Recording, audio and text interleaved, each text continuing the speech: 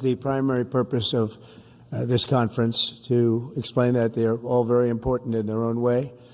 Fertilization, I've been saying that we're going to do what we have to do, and I think the women and families, husbands, are very appreciative of it. But that was it. I do want to say while I'm up here, I've been contacted by some of the biggest companies in the world, and because of what we're doing economically and through tariffs and taxes and incentives, they want to come back into the United States. And we'll be announcing various very large companies, the biggest actually, and they'll be coming back, having to do with chips and having to do also with cars and lots of other things. We're going to be announcing some very, very big, momentous decisions are being made by companies all around the world, the biggest, and they want to come back into the U.S. Car plants are being canceled in other locations now because they want to build them here. And you read about a couple, not that I want to mention names or anything, but you read about a couple of big ones in Mexico just got canceled because they're going to be building them in the United States. And that's very simply because of what we're doing with respect to taxes, tariffs, and incentives. And I think it's a very important thing. And you'll be seeing this over the next probably over the next 2 years, to be honest, but you're going to see a lot of it over the next couple of weeks. A lot of big ones are going to be announcing. And so while we're here, I guess we can take a couple of quick questions. Go ahead, please. Please. Mr. President, have you decided specifically what the auto tariff rate should be? Yeah, I probably will tell you that on April 2nd, but it'll be in the neighborhood of 25%. And pharmaceuticals? It'll be 25% and higher, and it'll go very substantially higher over a course of a year. But we want to give them time to come in because, as you know, when they come into the United States and they have their plant or factory here, there is no tariff.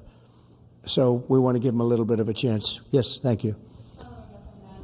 The EU, Andrea Shalal, the EU representative is going to be here in Washington tomorrow. He's going to be meeting with Hassett and Greer and Letnick. What can the EU do to sort of avoid the reciprocal tariffs that you've talked about?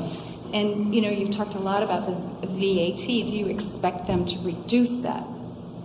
Well, they did already, as I understand it, reduce their car tariff all the way down to what we have. And a lot of that will take place, and I think some won't do it and some will do it. But the EU had a 10% tax on cars, and now they have a 2.5% tax, which is the exact same as us. So already we've saved a tremendous amount. That would be great. If everybody would do that, then we'd all be on the same playing field. Because essentially what we're doing with the tariffs is, you know, they charge us, we charge them, same amount. And it's called reciprocal, actually. And whatever they charge us, we're charging them. And so the EU is, I appreciate that they did this, but, the EU has been very unfair to us. We have a deficit of $350 billion. They don't take our cars. They don't take our farm products. They don't take almost anything. They take very little. And we're going to have to straighten that out. And we will. I have no doubt about it. Yeah, go ahead, please. Thank you, Mr. President. Could you tell us a little bit more about the Russia talks, your impression of how they went today, and if you're perhaps more confident or less confident of a deal after what happened today? Well, much more confident. They were very good. Russia wants to do something. They want to stop the savage barbarianism. I mean, what's going on over there? It's soldiers are being killed by the thousands on a weekly basis. It's ridiculous. And they're not American soldiers. They're Russian soldiers, and they're Ukrainian soldiers largely, although a lot of Koreans have been killed, as you know. Quite a bit of them have been killed. They came over to fight, and a large portion have been wiped out. But we want to end it. It's a senseless war. It should have never happened, would have never happened if I was president, and it's a shame to see it. And I see pictures that you don't see, but I see pictures of fields that look just horrible. It looks like Gettysburg. If you see the old pictures of Gettysburg, it's soldiers lying all over the field, body parts all over the field. They're all dead. And this is going on a daily basis. It's a horrible thing. Both Russia and Ukraine, they're losing thousands and thousands of soldiers. And a lot of people have been killed, too. I think that's one of the things that you'll see historically and you'll see later on as it goes along. I think people are going to be surprised at how many people, not only soldiers, have been killed in Ukraine. A lot more people than you think. Yeah, please. President Trump, as part of a peace deal with Putin, would you be willing to consider removing all American troops from Europe? Well, nobody's asked me to do that, so I don't think we'd have to do that. I wouldn't want to do that. But that question's never really come up. Yeah. Please. Sir, do you support stationing European peacekeeping troops in Ukraine as part of this peace deal? If they want to do that, that's great. I'm all for it. If they want to do that, I think that'd be fine. Even if the Russians are... I mean, I know France has mentioned it. Others have mentioned it. UK has mentioned it. But, if we have a peace deal, I think having troops over there from the standpoint of Europe, we won't have to put any over there because, we're very far away. But having troops over there would be fine. I would not object to it at all. We're talking about this now, peace. We have either a ceasefire or a peace itself, and we're looking to do both. We'd start off with the ceasefire, and if they want to do that. I know France was willing to do that, and I thought that was a beautiful gesture. Yeah, please. Do you have any message for Ukrainians who, after 3 years of fighting, might feel betrayed or disappointed at not having a seat at these initial talks in Saudi Arabia? Well, I think I'm really disappointed in what's happened. I've been watching this for 3 years. It's a war that would have never happened if I was president, and I've been watching these people being killed at levels that you've rarely seen, not even close, since the Second World War. And I'm very disappointed. I hear that, they're upset about not having a seat. Well, they've had a seat for 3 years and a long time before that. This could have been settled very easily. Just a half-baked negotiator could have settled this years ago without the loss of much land, very little land, without the loss of any lives, and without the loss of cities that are just laying on their sides. You have those magnificent golden domes that are shattered, will never be replaced. You can't replace them. 1,000-year-old domes that are so beautiful. You can't replace that. A whole civilization has changed because of what. So when they're worried about not being seated, you mean somebody that should have gone in and made a deal a long time ago? You could have made a deal. This is one that could have made a deal. There was no talk of this during the Trump administration. Putin would have never, ever done it. And by the way, we wouldn't have had October 7th. You know that. We wouldn't have had October 7th either in Israel. And we wouldn't have had that mess that's going on over there. It's like we have great fire people here. We're putting out fires all over the world. We're putting out fires. So that wouldn't have happened. And you know what else wouldn't have happened? Inflation. Because it was caused really by the cost of energy going through the roof because of their bad energy policies and also their spending, their terrible spending, wasteful spending on the Green New scam. It's a scam. It's a whole big scam. Yeah, please. Yes, sir. I want to ask you a little closer to home. What would it take for you to reconsider the restrictions on the Associated Press? And secondly, some of your advisors are concerned with the Associated Press's style guide, using language and giving guidance to not use words like illegal immigrant or to use phrases like gender-affirming care. And they're concerned about that being an encroachment of liberalism in the way in which the press writes about things. Do you share those concerns? Well, I do think that some of the phrases that they want to use are ridiculous, and I think, frankly, they become obsolete, especially in the last 3 weeks, because many things have happened in the last 3 weeks. And I didn't know about that, but I would say that if they want to use certain phrases like that, and I guess some are okay, but many aren't, but the Associated Press just refuses to go with what the law is and what is taking place. It's called the Gulf of America now. It's not called the Gulf of Mexico any longer. I have the right to do it, just like we have the right to do Mount McKinley, and nobody's even challenging that. But only essentially, it's primarily the Associated Press, and I don't know what they're doing, but I just say that we're going to keep them out until such time as they agree that it's the Gulf of America. We're very proud of this country, and we want it to be the Gulf of America. Now, the Associated Press, as you know, has been very, very wrong on the election, on Trump and the treatment of Trump and other things having to do with Trump and Republicans and conservatives. And they're doing us no favors, and I guess I'm not doing them any favors. That's the way life works. But, thank you for the question. Who are you with? Very good question. Thank you. Yes. We're hearing that Russia wants to force Ukraine to hold new elections in order to sign any kind of a peace deal. Is that something that the U.S. would ever support? Well, we have a situation where we haven't had elections in Ukraine, where we have martial law, essentially martial law in Ukraine, where the leader in Ukraine, I mean, I hate to say it, but he's down at 4% approval rating, and where a country has been blown to smithereens. You got most of the cities are laying on their sides. The buildings are collapsed. It looks like a massive demolition site.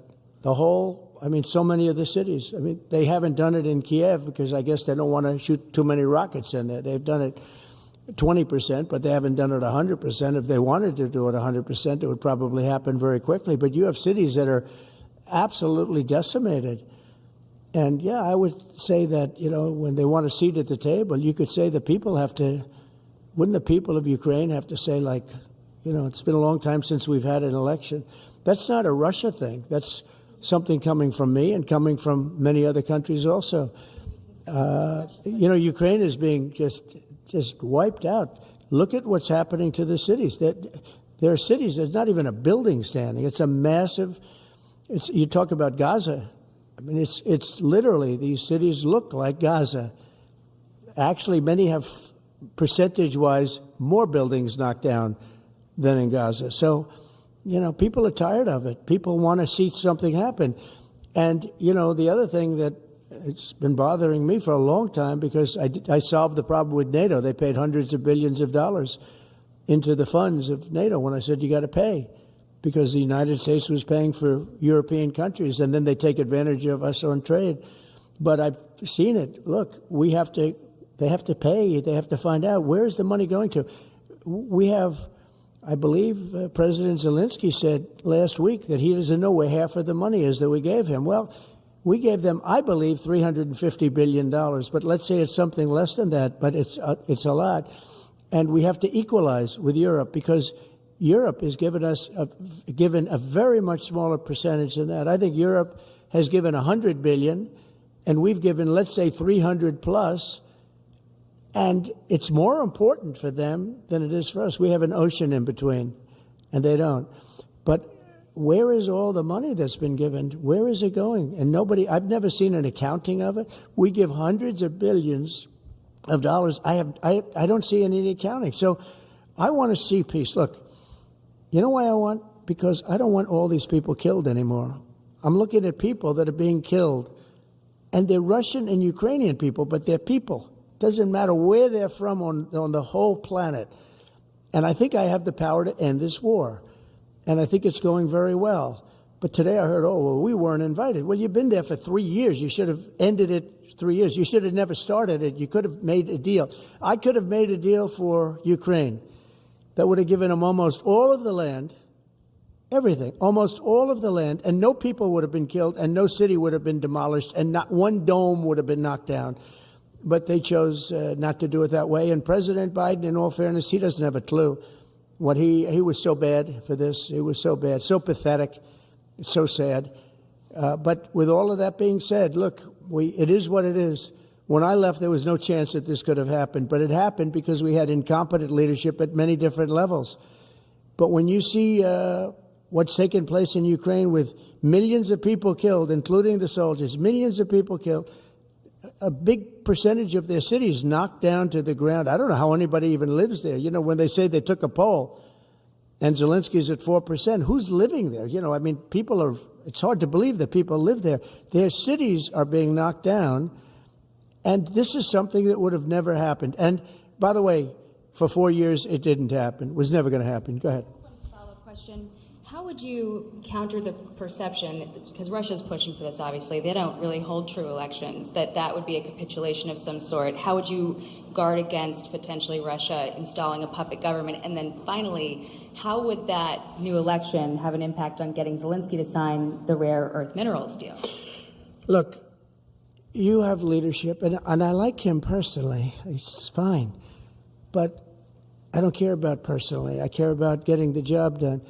You have leadership now that's allowed a war to go on that should have never even happened, even without the United States. Look, we had a president who was grossly incompetent. he had no idea what he was doing. He said some very stupid things, like going in for portions and all of the things. He made a lot of bad statements, but he's grossly incompetent, and I think everyone knew that. This is something that should have never happened, would have never happened. And I used to discuss it with Putin. President Putin and I would talk about Ukraine. It was the apple of his eye, I will tell you that. But there was never a chance of him going in. And I told him, you better not go in. Don't go in. Don't go in. And he understood that. He understood it fully. But I'm only interested. I want to see if I can save maybe millions of lives. This could even end up in a World War III. I mean, to be honest with you, you've been hearing now Europe is saying, well, I think we're going to go in and we're going to go. All of a sudden, you're going to end up in World War III over something that should have never happened. And, it's a very sad situation. Yeah, please. In a court filing, the White House said that Elon Musk is not a DOJ employee and has no authority to make decisions. Can you clarify for us today well, Elon what Musk, his exact role is there? Yeah. Elon is, to me, a patriot. So, you could call him an employee, you could call him a consultant, you could call him whatever you want. But he's a patriot. I mean, look at the kind of things. I just said, just write it down, just in case that question got asked, right? And which I'm surprised it took so long, actually. But you know what? Ukraine's a bigger deal because people are dying by the thousands a week, thousands. But look at this, from 90 to 99, Social Security, 6,054,000 people. Well, that's okay. Maybe that's possible. 90 to 99, maybe it's possible. It's a lot of people, though, at that. But people that live to 100 to 109, 4,734,000. Wow, that's a lot. That means over 100 years old. They have 4 million people. I don't know too many. I know people that are doing great in their 90s, but not too many people over 100. But over 120, from 120 years old, people that are 120 years old up to 129, 3,472,000 people. Wow. That can't possibly be because the record is like, I think it's one person, a woman, lived to 127, but they have 3,472. Okay, but now we're going really in. People from 130 years old to 139-year-old, 3,936,000. Wow. I wonder if people are getting paid with all this. I mean, are these checks? And that's what we're checking right now. People from 140 years old to 149 years old, 3,542,000, 140 years old and beyond. Now we're really going because we're looking to break the record by 25 years. People from 150 years old to 159 years old, 1,345,000. These are by the way, these are in the computer files. This is what they do well. They're super. I asked Elon, who are these DOJ people? He said they're super brilliant computer people and they love the country. It's simple. Wait a minute. People from 160 years old to 169 years, 121,000. So 160-year-old people. 170 to 179,000, 6,087. But now, let's go into the real numbers. From 200 to 209 years old, 879 people. From 210 years old, I haven't met any of them. And if I did, I would bless them. I would worship the ground they walk on. 210 to 219 years, 866. From 220 years old to 229 years old, 1,039. And then you have two people.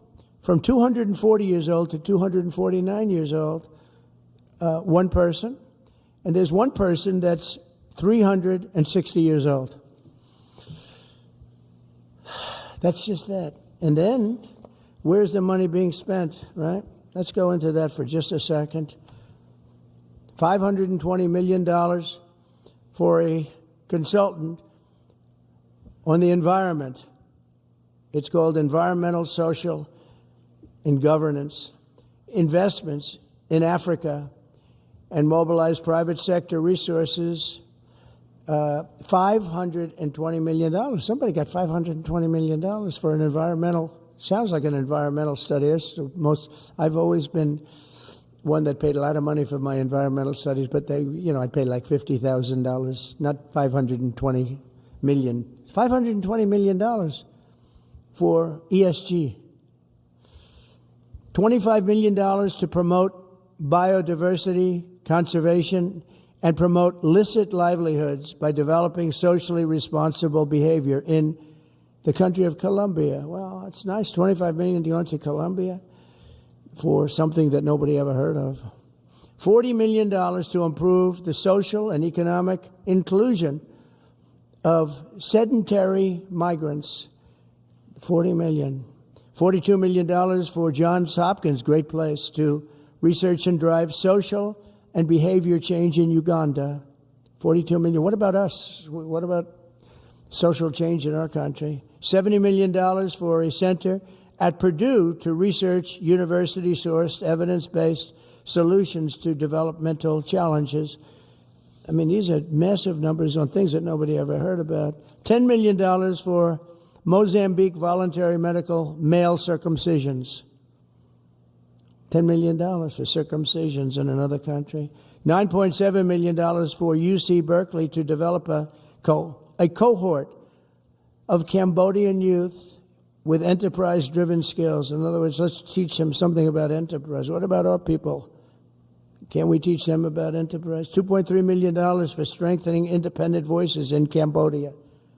$32 million to the Prague Civil Society Center, which is a very liberal group of people. Wonder how much of that money came back to the people that approved it. $14 million for improving public procurement in Serbia. $486 million to the Consortium for Elections and Political Process Strengthening, including $22 million for inclusive and participatory political process in Moldova, and $21 million for voter turnout in India. Well, why are we giving $21 million to India? They got a lot of money. They're one of the highest taxing countries in the world in terms of us. We can hardly get in there because their tariffs are so high. I have a lot of respect for India. I have a lot of respect for the Prime Minister. He just left, as you know, 2 days ago. But we're giving $21 million for voter turnout. It's voter turnout in India. What about voter turnout here? Oh, we've done that, I guess. We did $500 million, didn't we? It's called the lockboxes. $20 million for fiscal federalism in Nepal. Listen to these numbers. This is all fraud. $19 million for biodiversity conservation in Nepal. $1.5 million for voter confidence. We want to give them confidence in Liberia. $14 million for social cohesion in Mali. $2.5 million for inclusive democracies in South Africa. $47 million for improving learning outcomes in Asia. Asia's doing very well. They're doing a lot better than we do in the schools, aren't they? $2 million to develop sustainable recycling models to increase socioeconomic cohesion among marginalized communities in Kosovo and Ascali and in Egypt. We're talking about hundreds of billions of dollars. I could, by the way, I could read this all day long. I could go on all day long, and you'll see hundreds of billions of dollars, and we're doing it. But when I saw the Social Security numbers, I said, wow, that's really something. So we have, let's just go above 100 years old. We have millions and millions of people over 100 years old. Everybody knows that's not so. We have a very corrupt country, and it's a sad thing to say, but we're figuring it out. Now, the good thing about Social Security and what I read is if you take all of those numbers off, because they're obviously fraudulent or incompetent, but if you take all of those millions of people off Social Security, all of a sudden we have a very powerful Social Security with people that are 80 and 70 and 90, but not 200 years old. You know, so it's a very positive thing. How about over here? Yeah, please. Your reaction to Michelle King, the head, resigning after the DOJ? Who resigned? The head of Social Security. I don't know. I mean, I resigned or got fired. I think got fired. You know, when you fire somebody, they always resign, and then they say, we resigned. But when you have numbers like that, I think really it's got fired. They have to get fired. Who would keep them? How could you have numbers like this? Now, the big thing is, how many of these people got paid? Were they getting paid? Were they getting paid? How many of them were getting paid Social Security? Because if that's the case, it's a massive fraud. We'll have to call those great Palm Beach police into this situation, right? You guys would figure that out very quickly. But how many of them are being paid? I mean, maybe millions of them. But it's a total fraud. Also, a lot of illegal immigrants are in Social Security that shouldn't be there. Yeah, please, go ahead. Mr. President, there was a big wave of probationary federal workers who were fired over the weekend. Some of these workers focused on nuclear weapon security, were immediately rehired. Do you have any concerns about how these terminations have No, played out? not at all. I think we have to just do what we have to do. It's, you know, you're going to, it's amazing what's been found right now. It's amazing. If we feel that in some cases they'll fire people and then they'll put some people back, not all of them, because a lot of people were let go. Don't forget, I got elected on the basis of making our government stronger and smaller, because we have millions of people that obviously they're paying millions of people that shouldn't be paid. And that has also to do with workers. Yeah, please. No, go ahead. Actually, yes, New York Times. Mr. President, given your concerns about corruption, you said that if there were any conflicts of interest with Elon Musk, you wouldn't let him anywhere near it. That's right. Doge and SpaceX employees are now working directly at the Federal Aviation Administration and the Defense Department, agencies that have billions of dollars in contracts with Musk's companies or that directly regulate his companies. How is that not a conflict of interest? Well, I mean, I'm just hearing about it, and if there is, and he told me before I told him, but obviously I will not let there be any conflict of interest. He's done an amazing job. They've revealed, in fact, he's going to be on tonight, a big show called Sean Hannity at 9 o'clock, and he's on and I'm on, and we talk about a lot of different things. And any conflicts, I told Elon, any conflicts, you can't have anything to do with that. So anything to do with possibly even space, we won't let Elon partake in that.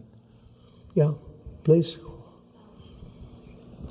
On immigration, sir, you said you would be sending the worst of the worst to Guantanamo Bay. What we're finding out is that there are a lot of low-risk migrants who don't have a criminal background who are also being sent. Are you thinking about this differently now? No, they're going to be brought back to their countries. And with some persuasion, every one of those countries, everyone in the, as you know, every country is taking the people back. So some of them are going to be brought back to, many of them, any of them that are low risk, as you say, are going to be brought back to their countries. Yeah, go ahead, please. Can you give us a bit of an update on where you stand with Venezuela? It's oil. There's basically a monthly license that can soon extend. Well, you know, we had Venezuela on the run, and it looked like that was going to be very good. And when Biden came in, as he always does, he screws it up. And they started buying millions and millions and millions of dollars of oil, billions of dollars, actually, of oil. And it gave them a new life, a new, really, lease on life. But we'll see. We had some pretty good discussions with a lot of people within our government, in the United States government, that are involved in that. And Venezuela's a little bit early, but, you know, we were not buying from Venezuela when Biden came in for whatever reason. Instead of just taking the beautiful, as I call it, liquid gold, we have more than anybody. They started paying a fortune to Venezuela, and we're looking at that, actually. Why did they do that? Why were they doing that? Why would they go to the enemy and give them billions and billions of dollars? Now, with that being said, as you know, Venezuela has said very strongly they will not take any illegal immigrant, any of the people that they sent over to us. They sent their gangs, probably the worst gang anywhere in the world, as bad as MS-13, maybe worse. And they came out of the jails of Venezuela. They emptied their jails into our country. And they said, we'll never take them back. Well, they took them back, and they're taking them back, and they are taking them back rapidly. They were sending a lot of people to Venezuela. They said they wouldn't take them back, and they are taking back. But we're looking at Venezuela very seriously, and we're going to be able to. Don't forget, I've only been here for 3 weeks. Yeah, please. Just a little clarity on, are you inclined to continue to allow Venezuela, through I think Chevron and other oil companies, to export those petroleum products, or are you Maybe going not. to pull back? Yeah, maybe not. We're looking at that now. I just got here. When I left, they weren't doing anything. They were ready to go. We give up. And then Biden came along and he gave them literally billions of dollars. I couldn't believe it, actually. And we have so much under our feet, liquid gold. We have so much, and it was pretty amazing. So we're looking at that whole situation, why he did it. All right, how about one more? Yeah, please. Mr. President, what can you tell us about the CIA drone flights over Mexico? Is this the next step in the war against the cartels? Well, we're going to see. Should they have authority to take lethal action? Mexico's allowed a tremendous number of people to go through their country into ours, and even people coming from Mexico, and illegals, totally illegal.